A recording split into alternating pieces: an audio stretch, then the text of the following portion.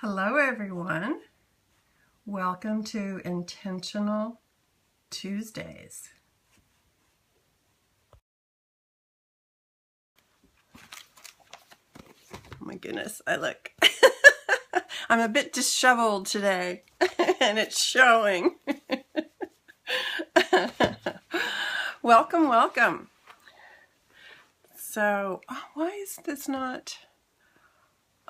I have my TV set up over here, but instead it's showing me my screensaver. That's not good. Well, I'll just have to strain over here. Who's that? Oh, Bobby. Hi, Bobby. Oh, yeah, we went to Dancing with the Stars. It was so much fun. It was, everyone danced so well, and it really was sad, for the people that got voted off, because everyone was so good. It was really hard. Hello, Mexico City. It was really hard. Let me turn this TV off. This screensaver is distracting me. Oh, there was a picture of me and Tom Bergeron. Anyway, thank you, Finding Mimi, whose name is not Mimi. Hey, Lewis. Hey. I'm doing very well today. Thank you. Feeling good. Thank you, Bobby, for sharing with your followers and posting on Twitter. I think Bobby is shooting for this. Because last Friday, today, and this Friday, it's coming Friday. Thank you, Marissa and Lewis, for sharing. I'm going to be going through Full Scope TV. Thank you, Amy, to see the top 10 people who shared my scopes. Thank you, Lewis, for inviting your followers. And from that, I'm going to draw a name. And this is going to go to somebody. So, yay! Ooh, green hearts, pink hearts. So, we're going to talk about the fifth law of the spiritual laws of success from Deepak's book. This always glares. Anyway, my name's McKellar. I am the mother of Danica and Crystal McKellar. I am a teacher of primordial sound meditation.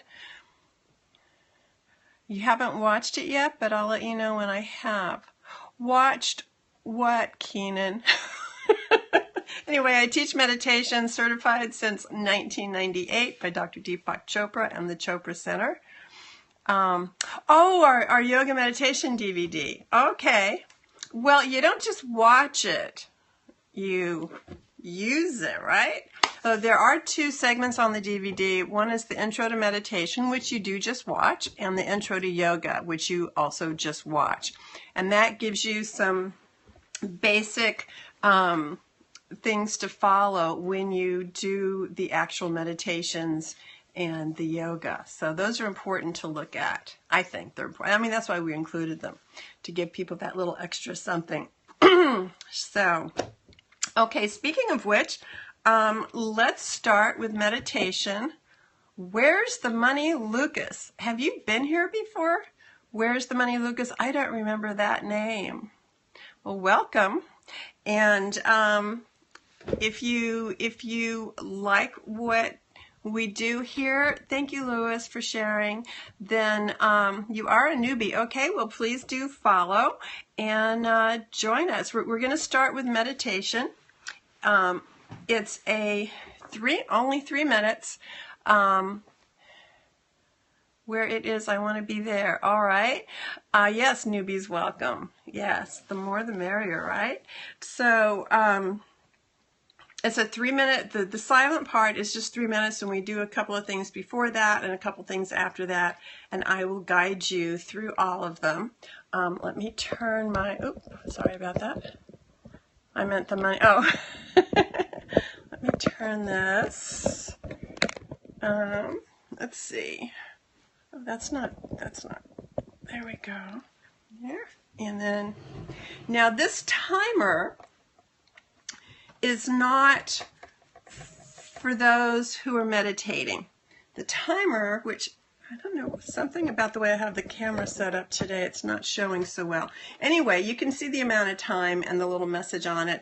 This timer is meant for people who join us who are not meditating, so they'll know what it is that we're doing.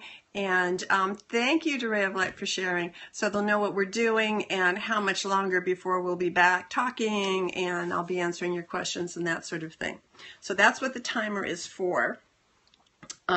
While it's going, and then it will have a nice bell at the end of the 3 minutes, and at that point you continue resting and you stop the mantra that you're using. But like I said, I will guide you through all of it. Lion Virgil Clark, haven't seen you for a while. Thank you for inviting followers. Okay, so we begin by sitting comfortably. Whatever that means for you, sitting in a chair, on the floor, hold a pillow, whatever that means for you. You want to be comfortable before you start. And then we close our eyes softly. We don't, we don't like squish them, or none of it's hard. All of it's an easy flow. So go ahead and get comfy.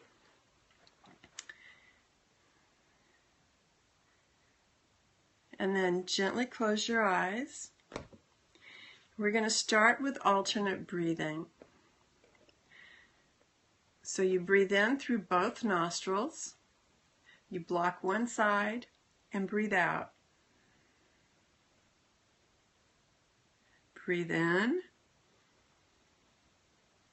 switch sides, and breathe out.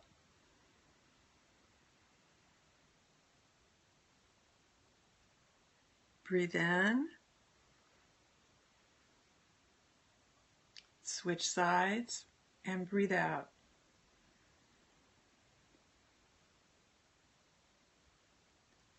Breathe in,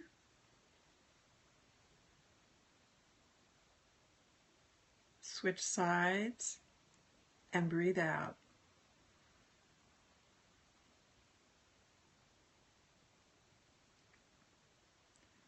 Breathe in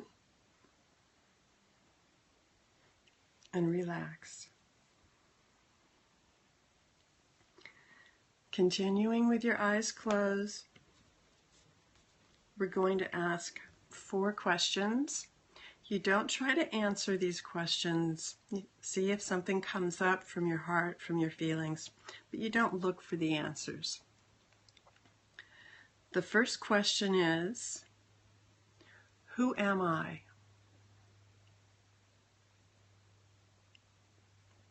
Who am I? The real you, your soul.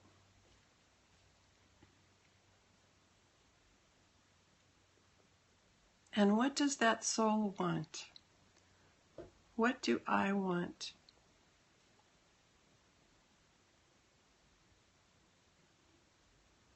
At this moment in time, what is my deepest desire?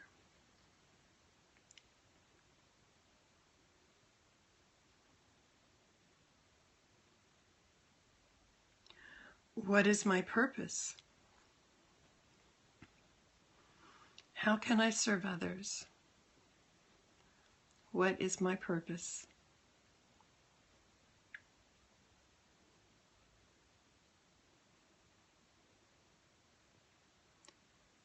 And what am I grateful for?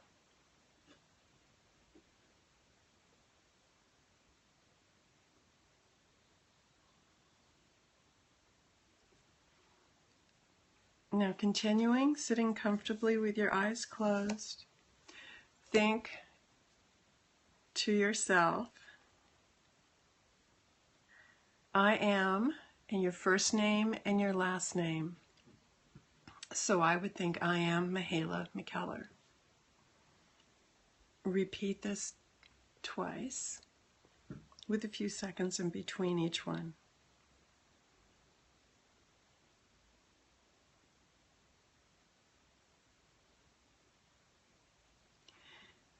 Now drop your last name and just think I am and your first name 2 times.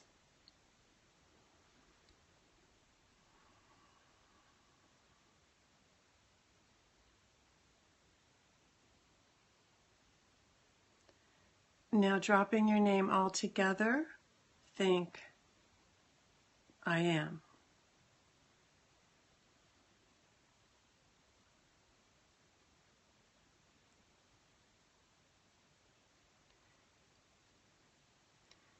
And now think aham, which is Sanskrit for I am. Aham.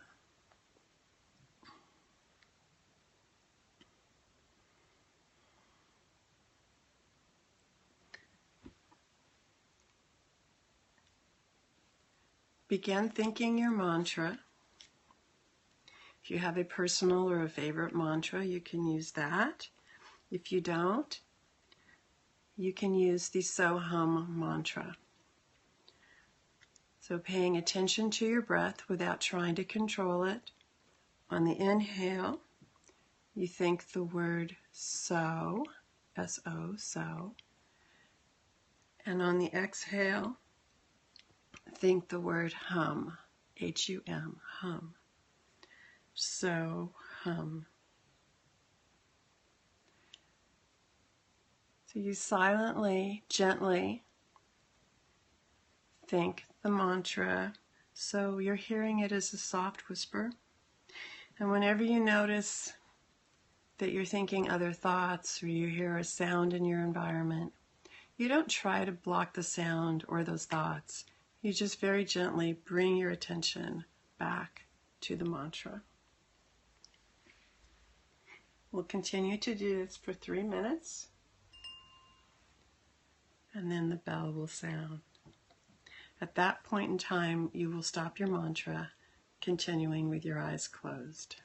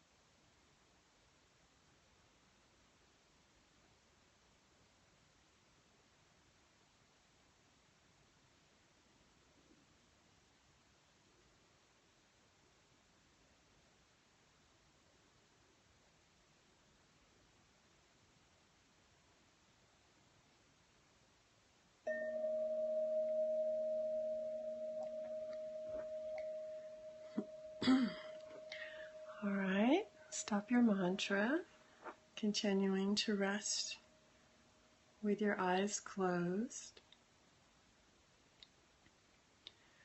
resting in existence,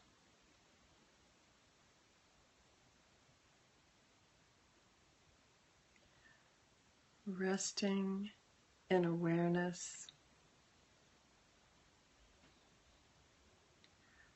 resting in being.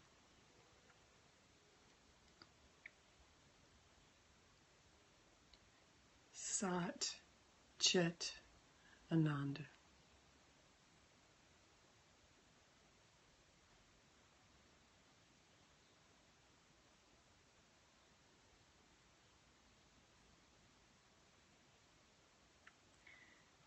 And still with our eyes closed, think the following intentions 2 times each, with a few seconds in between each one. Joyful, energetic body.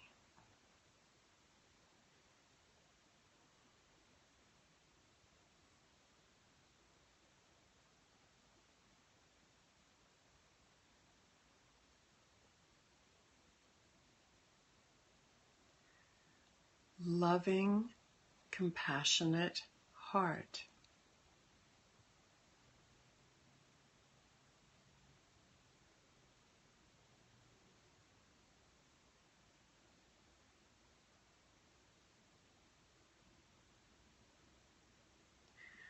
Reflective, alert mind.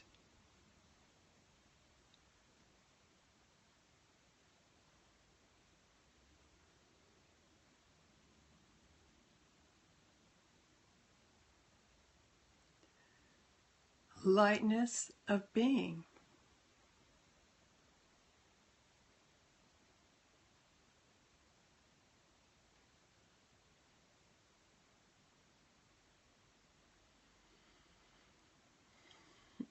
Okay. Now you can go ahead and deepen your breath and move around very gently, being very gentle with yourself. Maybe stretch a little bit.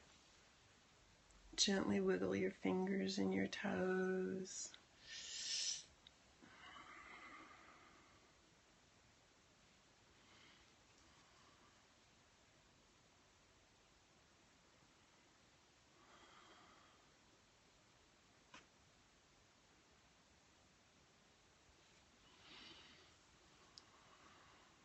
And when you're ready, gently open your eyes.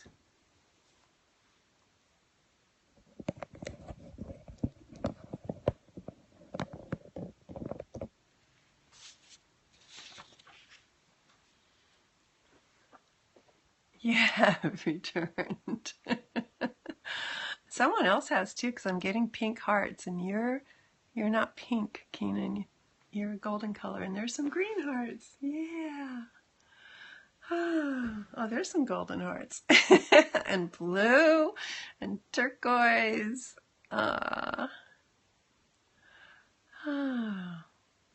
So, McKellar's, we just finished a meditation, which is why I might look a little spacey here.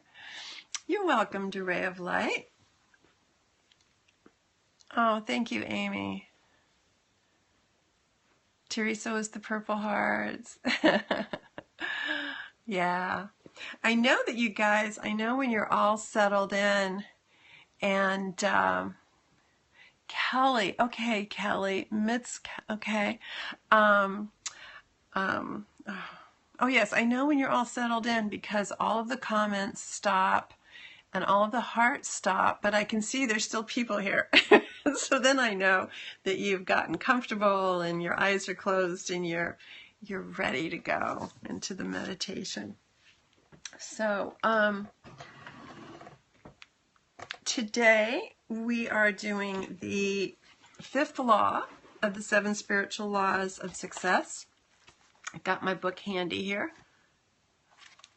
Well, that's one way for you guys to see the title. That shows up really well there. I mean, when I'm looking at it, it looks backwards. I hope it reads correctly for you. So the 5th law is, oh, thank you. The fifth law is about intention and desire. And there is a difference between the two, and they go well together. They really go well together. The law of intention and desire. Inherent in every intention and desire is the mechanics for its fulfillment. Intention and desire in the field of pure potentiality have infinite organizing power. In other words, if you think of something that you would like to have come about in your life, you wouldn't have had the thought if it weren't possible, if everything that is needed to have that come about weren't available to you. So isn't that a nice thought? Yay! And when we introduce an intention in the fertile ground of pure potentiality, we put this infinite organizing power to work for us. So this is a longer chapter, so I'm not going to. There's a lot that Deepak goes into, a lot of the mechanics of it, and about how nature works. And I'm just going to tell you a little bit of it, and what I consider to be the essentials of it, and then how to apply it. So, DK Lord 7, is that a Dark Lord? Sounds mystical. I like, you know, fairy dust, that sort of thing. So that's kind of my perspective. Alrighty, so in nature, oh, Dawn Lord, okay. In nature, there is this organizing power. You know, it's like the way a seed will, you know, a seed in the ground with some water and sunshine becomes a plant, a tree. It's all kind of put together. And in that same organizing power is how we come about and how we can manifest our desires. Deepak says, your body is not separate from the body of the universe because at quantum mechanical levels, there are no well-defined edges. You are like, we, each of us, are like a wiggle, a wave, a fluctuation, a convolution, a whirlpool, a localized disturbance, which is not a bad thing, in the larger quantum field. Therefore, the larger quantum field, the universe, is your extended body. Yes, the force. Yes, the force. And so we give them attention and we create an intention. Attention energizes and intention transforms. And this is really important, just in general. Whatever you put your attention on will grow stronger in your life.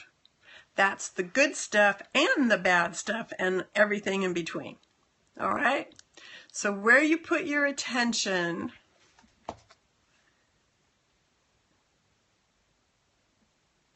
things grow stronger. It is huge. It is huge. And sometimes, especially if it has to do with something that you don't like, you might start paying attention. You know, am I giving this particular thing so much attention, like really being attached to it or obsessed with it, whatever it might be?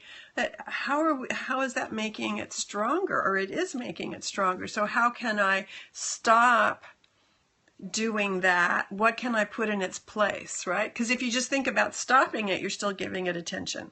It's more about finding what you can put in its place. Thank you, Teresa, for inviting followers. In the scheme of nature, everything correlates and connects with everything. So that he talks about how the groundhog, just instinctively knows if it should come out of the earth, and in relation to when is spring coming about, and birds instinctively know when to migrate. Nature is a symphony, and that symphony is being silently orchestrated at the ultimate ground of creation. Now, what is remarkable about the nervous system of the human species, and he talks about this a lot in this chapter, is that it can command this infinite organizing power through conscious intent. This is something that not other, as far as we know, other species cannot do, not consciously. I think they're miraculously intuitive and their instinct is amazing. But he's talking about conscious intent. Intent in the human species is not fixed or locked into a rigid network of energy and information. In other words, we're not going to migrate no matter what. Right? Like, oh, is that time to go from here to there? We might want to go to a warmer climate in the wintertime, but it's not going to happen no matter what, right? We have the choice. We have that choice. Intent in the human species is not fixed or locked into a rigid network of energy and information. It has infinite flexibility. In other words, as long as you do not violate the other laws of nature, that's very important. Through your intent, you can literally command the laws of nature to fulfill your dreams and desires. You want to go to the cosmic computer with its infinite organizing power to work for you. You can go to that ultimate ground of creation and introduce an intention, and just by introducing the intention, you activate the field of infinite correlation. Now you might ask, how do I go to that ultimate ground of creation? How do I go there? Let's see, I'm going to ask you, literally asking you, how do you think we go there? Knowing me, what do you think my answer would be? Oh, wait a moment, because there is that delay. So how do we get to that? Yeah.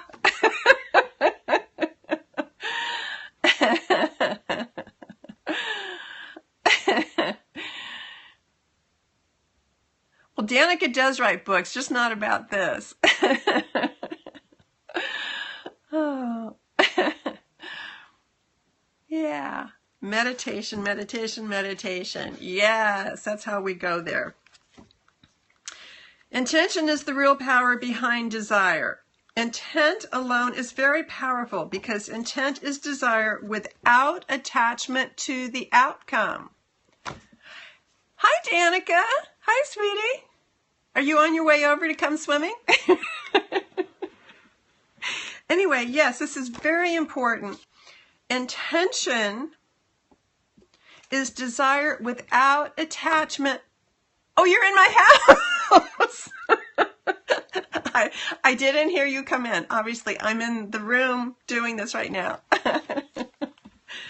Hello, hello. So some new people are here. So very briefly, I'm McKellar. I'm Danica's mother. That's why all of you are showing up here, because she invited you. We did our weekly meditation, and right now we're talking about the law of intention and desire. The law of intention and desire. And how do we go about manifesting our desires? So, desire alone is weak because desire in most people is attention with attachment, very much attached to the outcome and how to get there.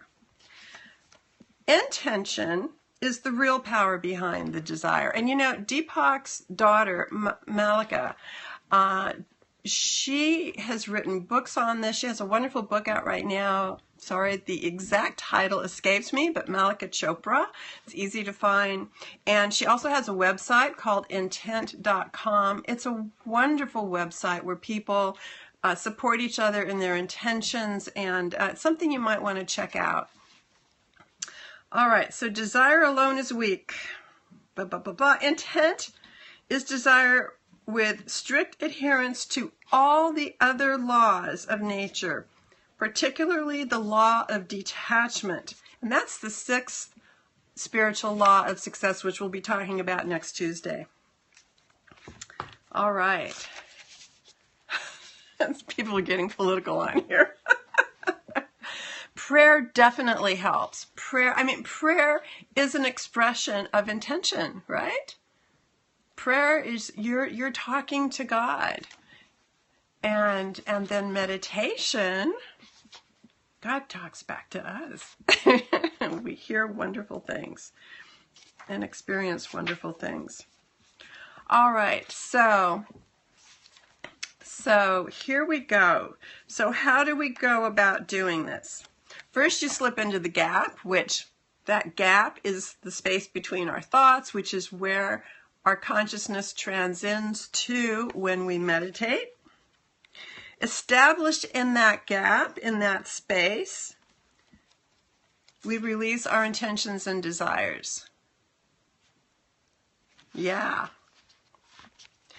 We want to remain in a state of self-referral. This means, and this is in life in general, not just in that moment. This means established in the awareness of your true self, your spirit, your connection to the field of pure potentiality. This also means not to look at yourself through the eyes of the world or allow yourself to be influenced by the opinions and criticisms of others. Then you relinquish your attachment to the outcome. So you don't have a rigid, like, if it doesn't happen this way, then it's not going to happen. Or I thought I'd be in this particular spot by now and I'm not, so therefore it's not working. Thank you, Brazil. So no, because the thing is, so many times things can come about. How do you accomplish that? Through meditation. It's a process of letting go. And I can tell you from my personal experience and the experience of others I'm close to that letting go can come about spontaneously through meditation. If you meditate regularly, these sorts of things happen without having to try. It just becomes our natural state. And I have a wonderful story about Crystal, but I don't know if I have time to tell you. When she was in college, and where she had a desire and she had the intention and she gave it attention by doing something about it. She thought it wasn't going to come about. She was told, no, thank you. And a couple of weeks later, it came back around to her and was presented to her in a way that was exactly what she wanted, rather than the compromise she originally had thought she would have to do. And in the meantime, in those couple of weeks, she had let it go. Oh my goodness. Wow. Cheyenne, that's wonderful that you had that tool to help you through things that were tough for you. And all right, so relinquishing your attachment to the outcome, and then you let the universe handle the details. And I don't know if you can hear, I think Draco is here practicing tap dancing. Somebody's tap dancing in my house. Could be Danica. Could be. Okay, so applying the law of attention and desire, which is pretty much those 5 things I just told you about. But this is what he has for the day. And again, you can put up Post-its, or, if you have the book, then you just bring the book out and look at it. I will make a list of all my desires. And this is your material desires, emotional desires, and spiritual desires. All of them. All of them. Sammy Davis Jr. I got to work with Sammy Davis Jr. I don't know if you guys know it. I was a professional dancer before I had children. And sort of, like in a chorus line, as opening a show, opening the shows in the main showrooms, and where people like Sammy Davis Jr. performed. And I got to work with him several times because he was one of the performers that actually, we would do our regular opening number to open the show, and then he would have us do a number with him to close the show. And he was just the sweetest man, and treated all of us dancers so well. He was great. So anyway, I got distracted. So, You make a list of those desires, and my children did not ruin my life. My children were the next step in my life and very much wanted and desired. So you make a list and be very detailed in your list, or really get to the point. Don't be vague if you can help it, and keep it positive. So you don't write down what you don't want. You write down what you do want. Even to the point of, say, if you've injured your arm, you would not write your desire that you want your arm to heal. What you would do instead is, like, what is it? Because you injured your arm, maybe you love playing tennis and you're not able to do it. So your desire is you want to play tennis, right? So you keep it positive in every way you possibly can. Then you read this list before you meditate. You read it before you meditate. Or you don't really have to read the list. After a while, you're going to know what it is that you want. And you can just think it. And then you let it go. You let it go. You don't think about how you're going to make it happen. You just, let's see, do you easily go into the gap since you have been meditating so long? Everyone goes easily into the gap.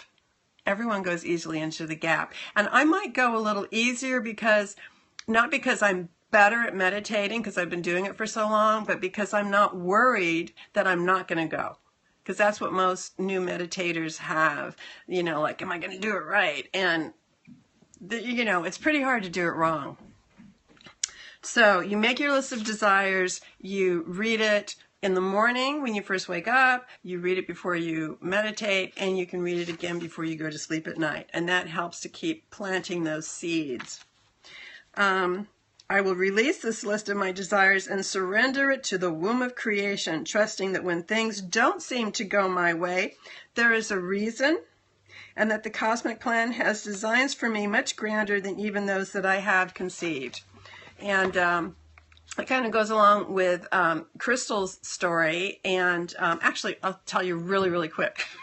She's a wonderful ballet dancer. When she first started going to Yale, she wanted to continue dancing. She was concerned that her workload would be too difficult. Well, the second year, she was just like, I'm going to do this anyway, because she did just fine in school. She's really, really smart. And so she tried out for a dance company that was at Yale, and that would have entailed a lot of her time, and she figured she could do it. And this dance company, they did modern and ballet and jazz, and her desire was to perform ballet in front of an audience. That was actually her desire, and her way of accomplishing it, she thought, was to join this company. She auditioned. They turned her down. They said they already had enough ballet dancers, so she was out, right? So she wasn't going to get what she wanted. So that she surrendered to that. She didn't fight it. Inside, outside, she just, had an initial disappointment and then let it go. And then 2 weeks later, the choreographer who was putting a ballet number together called her and asked her if she would be willing to be a guest soloist, because she was putting this ballet number together, and it was very difficult, and the gals that were in the company weren't able to execute it very well, and she had seen Crystal's audition and knew that she could do it. So yes. So you see how the universe orchestrated action, and then she didn't have to do anything except show up for the rehearsals for that ballet number, right? She didn't have to do any of the other stuff, so she had that much more time to focus on her schoolwork and other things that she was doing in college. So that's an example of the universe having a better plan than what she thought, what she thought was possible. So that sort of thing is just, I love telling that story. I think she's a little embarrassed that I tell that story. I love that story. Oh, hello, Switzerland. Beautiful country. All right, and then the third thing, I will remind myself to practice present moment awareness in all my actions. I will refuse to allow obstacles to consume and dissipate the quality of my attention in the present moment. Again, Crystal's story is a perfect example of that, letting go and staying in the present moment and doing the other things she had going on in her life rather than getting all tied up in that she'd been turned down. I will accept the present as it is and manifest the future through my deepest, most cherished intentions and desires. So, isn't that cool? Isn't that cool? I am in Los Angeles, and now I'm going to go, because I'm doing my best to be in this present moment with you, but just outside this door, I can hear my grandson. Did you hear him just go past? And I just want to go give him a hug.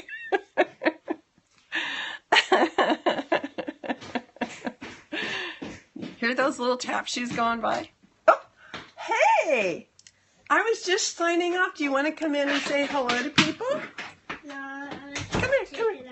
I was just sitting down here. Well, just come around here. Just say a quick hello, because now they're all curious. They're hearing your tap shoes. And here's Danica. I'm just signing off. Come on over. Listen, can you come over here? There he is. There they are. Hi. We're going to go swimming. Yes, we're going to go swimming now. Okay, everyone, thank you so much. Teresa says hello to you guys. And namaste. Mwah.